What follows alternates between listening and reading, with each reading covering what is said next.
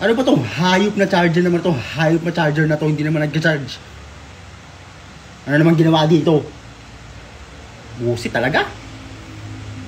Ay, gumana oh. Hayop talaga eh. Ano naman kayang ginawa dito? O bakit parang galit ka sa akin? Kasalanan ko ba yan? Ayaw baga mag-charge. Hindi ibig sabihin, sira na yan. Kung ayaw mag-charge, o ito, bumili na ako ng bagong charger galing sa Tranyo. 20 watts to, wag kang tatanga-tanga. Fast charger to. Ito gamitin mo. Huwag mo kong tinatanga-tanga dyan, putang. Gamitin mo yan kasi maganda yan. 20 watts na yan. Ba't di nga ka makipag-usap? Ganyan ka makipag-usap. Putang. Ay, sino pa pakikipag-usap mo? Putang. E paano? Pinapairam mo yung init ng ulo mo. Hindi mo gamitin yung ano, yung mata mo. Ang ganda, di ba? Aesthetic. Nakakagigil ka. Nakakagigil yung ganyan. Yung gamitin mo yung charger, yung sira. Ang ginawa mo dyan. Ba't nasira pala to? Ikaw lang naman gumamit yan, di ba? Huli?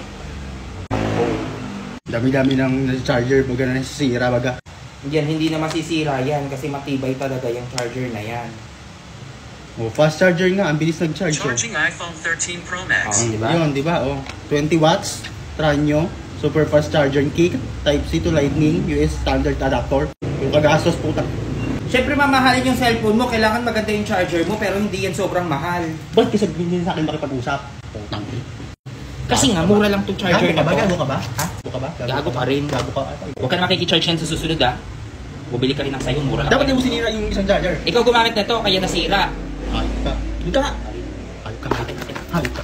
Huwag ka mag-charge, huwag ka na mag-charge. Binabasa ko pa. 20 watts oh. 1,000 millimeter.